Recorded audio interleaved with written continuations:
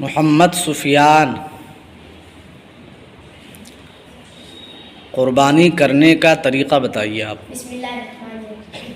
قربانی کرنے کا طریقہ یہ ہے کہ جانور کو بائیں پہلو پر اس طرح لٹائے کہ منہ اس کا قبلہ کی طرف ہو اور اپنا دایاں پاؤں اس کے پہلو پر رکھ کر تیز چھری لے کر یہ دعا پڑھے: انی وجہت وجہی للذی فطر السماوات والارض حنیفا وما انا من المشرکین، ان صلاتی ونسکی ومحیای ومماتی للہ رب العالمین لا شریک لہ بذلک امرت وانا من المسلمین، اللہم منک ولک، بسم اللہ اللہ اکبر پڑھ کر ذبح کرے۔ پھر یہ دعا پڑھے: اللہم تقبل منی کما تقبلت من خلیلک ابراہیم علیہ الصلوۃ والسلام و حبیبک محمد صلی اللہ تعالی علیہ وسلم۔ اگر دوسرے کی طرف سے قربانی کرے تو منی کی بجائے من کہہ کر اس کا نام لے۔ ایام قربانی میں تکبیر تشریق کب سے کب تک پڑھنا ہے؟ بسم اللہ الرحمن الرحیم۔ 9 ذی الحجہ کی فجر سے 13 ذی الحجہ کی عصر تک ہر فرض نماز کے بعد جماعت مستحبہ کے ساتھ پڑھی جائے۔ 1 مرتبہ تکبیر تشریق پڑھنا واجب ہے اور 3 مرتبہ افضل ہے۔ شاباش، بیٹھی۔ محمد فیضان،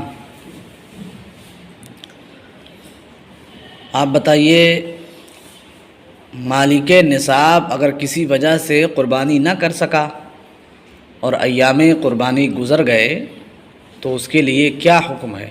بسم اللہ الرحمن الرحیم۔ ایک بکری کی قیمت اس پر صدقہ کرنا واجب ہے۔ قربانی کے چمڑے کا کیا مسئلہ ہے؟